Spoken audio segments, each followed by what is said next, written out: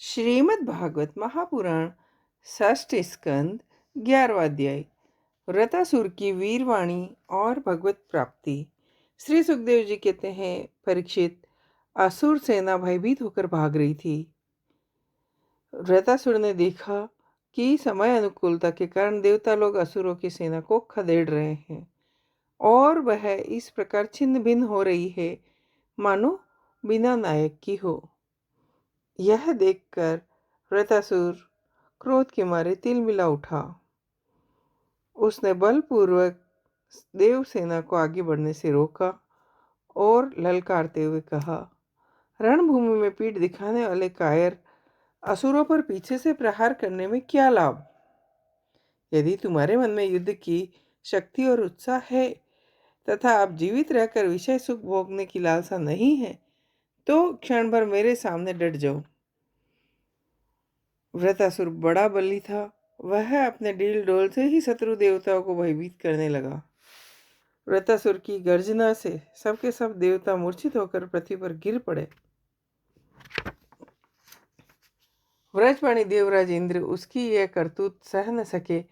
जब उनकी ओर वह झपटा, तब उन्होंने और भी चिढ़कर अपने शत्रु पर एक बहुत बड़ी गदा चलाई। परम पराक्रमी व्रतासुर ने क्रोध से आग बबूला होकर उसकी गदा इंद्र के वहां ऐरावत के सिर पर जोर से प्रहार किया। व्रतासुर की गदा की आघात से ऐरावत हाथी व्रजाहत पर्वत के समान तिलमिला उठा। देवराज इंद्र अपने वाहन ऐरावत के मूर्छित हो जाने से स्वयं भी विषादग्रस्त हो गए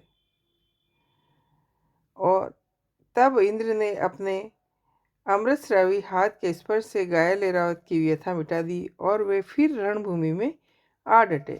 परीक्षित, जब व्रतासुर ने देखा मेरे भाई विश्व रूप का वध करने वाले शत्रु इंद्र युद्ध के लिए हाथ में व्रज लेकर फिर सामने आ गया, तब उसे उनके क्रूर पाप कर्म का श्रवण हो आया और वह शोक और मोह से युक्त हो हंसता हुआ उनसे कहने लगा, आज मेरे लिए बड़े सौभाग्य का दिन है। तुम्हारे जैसा शत्रु जिसने विश्व रूप के रूप में ब्राह्मण अपने गुरु एवं मेरे भाई की हत्या की मेरे सामने खड़ा है। अरे दुष्ट, अब शीघ्र से शीघ्र मैं तेरे पत्थर के समान कठोर हृदय को अपने शूल से विदीर्ण कर भाई से ऋण होऊंगा। यह मेरे लिए कैसे आनंद की बात होगी। इंद्र, तूने मेरे आत्मवेता और निष्पाप बड़े भाई के, जो ब्राह्मण होने के साथ ही यज्ञ में दीक्षित और तुम्हारा गुरु था, विश्वास दिलाकर तलवार से तीनों सिर उतार लिए। ठीक वैसे ही जैसे स्वर्गकामी निर्दयी मनुष्य यज्ञ में पशु का सिर काट कर डालता है। दया, लज्जा, लक्ष्मी और कीर्ति तुझे छोड़ चुकी है। तूने ऐसे कर्म किए हैं जिसकी निंदा मनुष्यों की तो बात ही क्या है, राक्षस तक करते हैं। ये अज्ञानी देवता तेरे जैसे नीच और क्रूर के अनुयायी बनकर मुझ पर शस्त्रों से प्रहार कर रहे हैं। इंद्र, यह भी संभव है कि तू मेरी सेना को छिन्न भिन्न करके अपने व्रज से मेरा सिर काट ले। तब तो मैं अपने शरीर की बलि पशु पक्षियों को समर्पित कर कर्म बंधन से मुक्त हो महापुरुषों की चरण रज का आश्रय ग्रहण करूंगा। देवराज, मैं तेरे सामने खड़ा हूँ। अब तू मुझ पर अपना अमोघ व्रज क्यों नहीं छोड़ता? तेरा यह व्रज श्री हरि के तेज और दधीची ऋषि के तपस्या से शक्तिमान हो रहा है। विष्णु भगवान ने मुझे मारने के लिए तुझे आज्ञा भी दी है, इसलिए अब तो उसी व्रत से मुझे मार डाल, क्योंकि जिस पक्ष में भगवान श्री हरि है उधर ही विजय, लक्ष्मी और सारे गुण निवास करते हैं। देवराज, भगवान संकर्षण की आज्ञा अनुसार मैं अपने मन को उनके चरण कमलों में लीन कर दूंगा।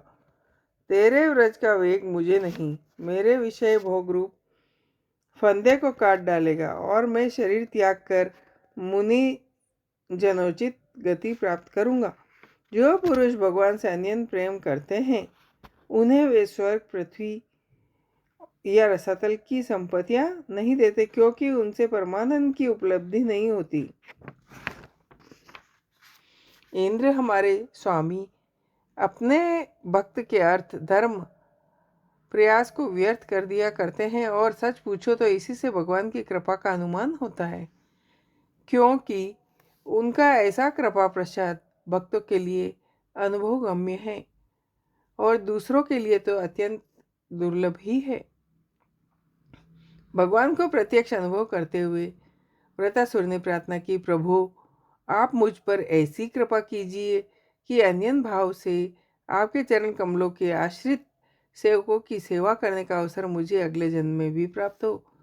प्राण वल्लभ, मेरा मन आपके मंगलमय गुणों का श्रवण करता रहे, मेरी वाणी उन्हीं का गान करे और शरीर आपकी सेवा में ही संलग्न रहे। सर्व सौभाग्य निधि, मैं आपको छोड़कर स्वर्ग, ब्रह्मलोक, भूमंडल का साम्राज्य, योग की सिद्धियां, यहाँ तक कि मोक्ष भी नहीं चाहता। वैसे ही मेरा मन आपके दर्शन के लिए छटपटा रहा है। प्रभु, मैं मुक्ति नहीं चाहता। मेरे कर्मों के फलस्वरूप मुझे बार बार मृत्यु जन्म के चक्कर में भटकना पड़े, इसकी परवाह नहीं। परंतु मैं जहाँ जाऊँ, जिस योनि में जन्मूँ, वहाँ भगवान के प्यारे भक्त जनों से मेरी प्रेम मैत्री बनी रहे।